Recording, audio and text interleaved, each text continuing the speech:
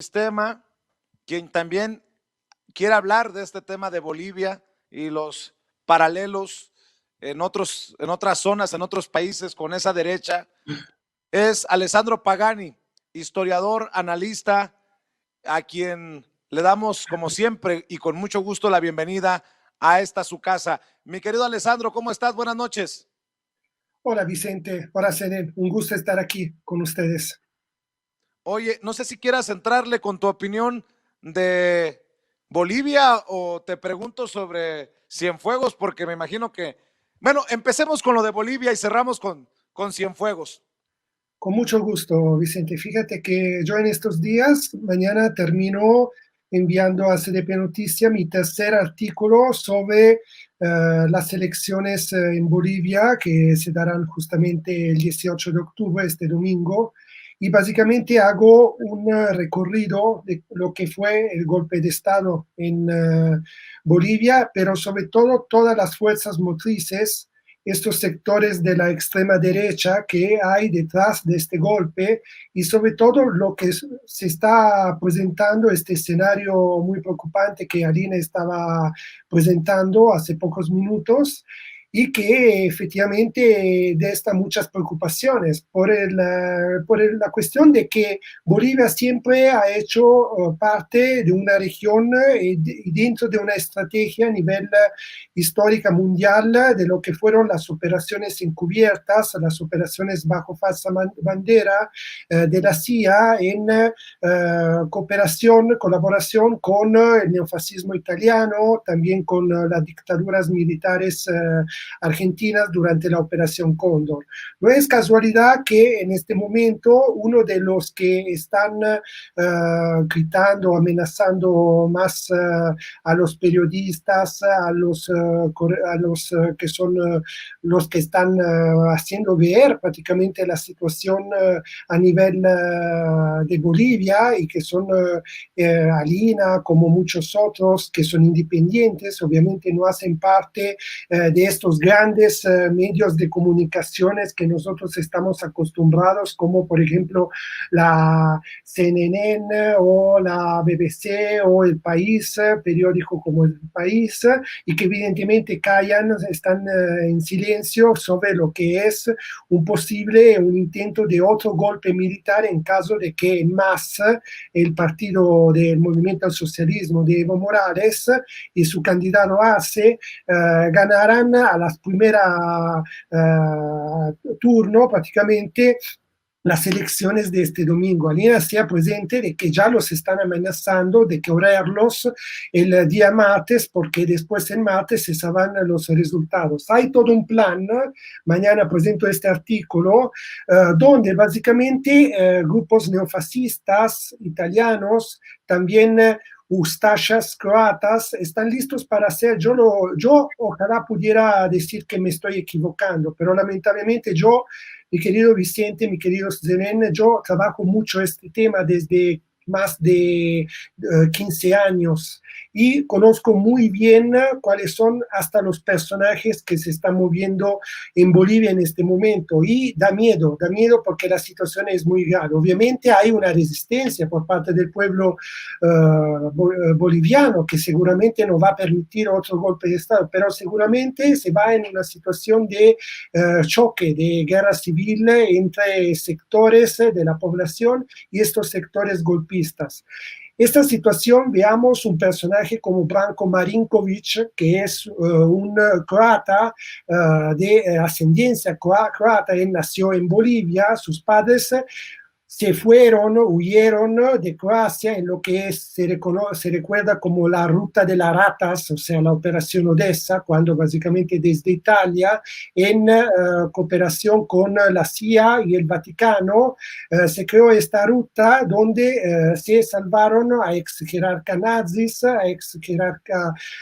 fascistas croatas, italianos, y se llevaron justamente en Argentina, donde en este momento había Perón, y también en Bolivia. Tenemos la presencia de neofascistas italianos como Delle Chiaie, el defunto Delle Chiaie que murió hace un año, que fue prácticamente lo que lideró toda la operación Cóndor, todas las operaciones encubiertas, las operaciones bajo falsa bandera, que son las operaciones bajo falsa bandera, según un término, una definición militar, son esas operaciones que van contra políticos, personajes de la política o públicos, donde se inculpa un grupo, un sector, en este caso eran los sectores de las organizaciones populares de izquierda en los años 70 en el Cono Sur, y veamos que esos son los mismos personajes que hoy están aprovechando de esta situación, de este golpe de Estado que se dio hace 300 días exactamente, y que hoy no quieren dejar el poder nuevamente, o sea, básicamente concluyo, mi querido Vicente, 500 años para retomar el poder los indígenas en Bolivia y después 20 años de gobierno de Evo Morales donde se dieron muchas rupturas a nivel social con conquistas sociales, una constitución boliviana, etcétera, etcétera. Y ahora este golpe de Estado hace un año y obviamente ahora, después de todos los masacres, los crímenes que ha cometido esta junta golpista al poder, no quieren dejar el poder, obviamente no solo por intereses económicos y de alianzas con Estados Unidos, sino que también, si no, deberían pagar, por ejemplo, de los crímenes del masacre de Sencata, por ejemplo, y ellos no quieren ir frente a un tribunal. Y esta es la situación que vivimos en este momento en Bolivia, querido Vicente. Estás mencionando una cara de Estados Unidos, la peor, hacia América Latina. Pero hablemos de este rostro de Estados Unidos que arresta a Salvador Cienfuegos, que tiene al punto del juicio a Genaro García Luna, que tiene arrestado y esperando extradición al exgobernador priista de Chihuahua, César Duarte, solo por mencionar 3 casos. Alessandro Pagani, ¿cómo entiendes tú este golpe al exsecretario de la Defensa Nacional en el sexenio priista de Peña Nieto? Después de un secretario de la Defensa Nacional, el presidente. O sea, que cae un secretario de la Defensa Nacional mexicano y lo que sigue es que si es en Estados Unidos o en México o en cualquier lugar, caiga un expresidente. Dame tu opinión. Yo estoy completamente en desacuerdo con lo que se estaba escuchando antes de Javier Lozano. Yo pienso que son declaraciones delirantes de un personaje que se necesitaría llamar una ambulancia por este señor porque está mal, de hecho. Y yo pienso que como en Bolivia hay una táctica más agresiva, aquí en México se utiliza otra táctica dentro de una misma estrategia. O sea, lo que quiero decir es que evidentemente yo pienso que hubo hasta un pacto, ya se ha pactado con todos estos personajes del priismo y que fueron básicamente los herederos de toda la génesis de la guerra sucia aquí en México desde los años 60 hasta hoy día. Obviamente con un gobierno popular, democrático, constitucional, que está haciendo muchos cambios en el país, con sus contradicciones y límites como todos los gobiernos en el mundo, pero que evidentemente llegará en el momento que se hará una reforma de la justicia y del sistema judicial en México, obviamente se intenta llevar a salvo todos estos personajes. Si tú te recuerdas, Vicente, hace pocas semanas yo escribí un artículo y hablé en esta transmisión de un personaje, Mancuso, Salvatore Mancuso, que era prácticamente uno de los jefes paramilitares de la Autodefensa Unida de Colombia y que fue detenido en Estados Unidos, encarcelado, estuvo como 10 años y después ahorita está prácticamente gozando de una libertad total, podemos decir casi como de una pensión de privilegiado con una casa en los foros imperiales en Roma, frente al Coloseo. Imagínate, un criminal, asesino, argentino que ha cometido decenas y centenares de asesinados, reo confeso durante los procesos, que está completamente libre y que fue prácticamente extraditado en su momento desde Colombia hacia Estados Unidos. Esto yo no quisiera que sucediera la misma cosa en pocos años, o sea, que estos personajes que hoy básicamente vienen detenidos en Estados Unidos, después sean liberados y que básicamente no se pueda la justicia en México detenerlos otra vez y procesarlos como merecerían.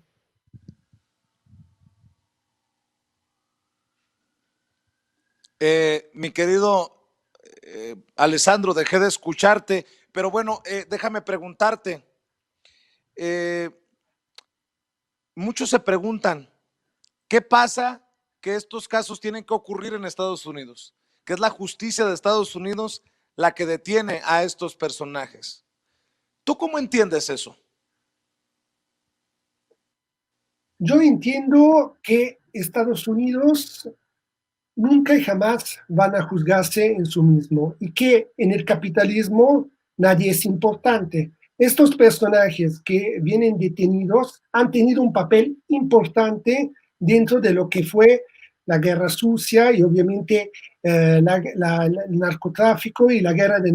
supuesta guerra del narcotráfico de Calderón, de Peña Nieto y todos estos. Sin embargo, yo pienso que ellos no son básicamente los peones importantes estratégicos de lo que ha pasado básicamente en México. O sea, para poder llegar a una solución y a una justicia social aquí en México, ante todo se tiene que hacer y seguir haciendo lo que López Obrador está intentando hacer desde hace 2 años y lo está haciendo bien, o sea, crear justicia social en el país y entonces cambiar los paradigmas y los escenarios que se han creado hace poco en estas décadas. Y también yo pienso que es ir a la raíz de las razones históricas, políticas, que han generado esta situación en la cual personajes como estos, veamos que vienen detenidos en Estados Unidos, pero que no van a atacar lo que es básicamente ese pacto criminal que se ha creado en los años 60 entre Washington, el Pentágono, la CIA, el Deep State, junto con básicamente el Estado mexicano, desde básicamente Tlatelolco, el masacre contra los estudiantes en el 68, pasando con el aniquilamiento de las guerrillas en México, por ejemplo en Guerrero, con el asesinato de Lucio Cabañas, entre otros, y que han generado esta situación de desintegración a nivel social y donde básicamente todas las conquistas también de la Revolución Mexicana, como la reforma agraria, vienen puestas en duda sobre el hecho de que hoy básicamente la tierra del campesino en México es prácticamente controlada por las grandes organizaciones y carteles del narcotráfico en México, pero en colaboración obviamente con la CIA, porque no soy yo que tengo que explicar básicamente por qué fue asesinado en México un agente de la DEA, Camarena, y entonces, o sea, hay razones, hay historiadores que ya han hecho mucho trabajo en este tipo. Yo digo siempre que es necesario aquí en México, pienso yo, con todo el respeto hacia la autodeterminación del pueblo mexicano, pero es necesaria una comisión de investigación del Senado, hecha y con la asistencia y la tutoría no solo de juristas, sino también de obviamente politólogos, obviamente de historiadores, obviamente de filósofos también, para poder individuar las causas reales de esta situación, porque es como prácticamente puntar el dedo a la luna y mirar el dedo. O sea, obvio que García Luna, obvio que este general Cienfuegos han tenido papeles importantes, pero evidentemente no fueron ellos los que organizaron, ellos fueron peones. Y obviamente dentro del sistema capitalista, en un momento como esto, esta gente ya no es necesaria, o sea, es una forma por parte de Estados Unidos, en una forma gatopardesca, de cambiar todo para que nada cambie, mi querido Vicente. Eso es mi punto de vista. Pues qué interesante el análisis que haces. mi querido Alessandro Pagani. Le voy a pedir a la gente que está al pendiente de tus colaboraciones en SDP Noticias, en la revista Contralínea, y obviamente que te siga apoyando en redes sociales. ¿Por qué no cerramos también invitando a la gente para que lea tus libros? Sí, mi libro es Desde la estrategia de la atención a la Operación Cóndor y se encuentra en Amazon, precio muy político, económico, accesibles a todos. Intento siempre hacer un libro de combate en el sentido de que todos puedan acceder a estas informaciones, y también me pueden encontrar obviamente en las redes sociales, en Twitter, @elbrigantero, y en Facebook, Alessandro Pagani, donde allí yo publico todos mis artículos. Pues te agradezco mucho, Alessandro, como siempre, es un placer recibirte en esta tu casa. Te mando un abrazo. Gracias, hermanos. Hasta luego. Gracias, es Alessandro Pagani, historiador, escritor, hablando con nosotros sin censura.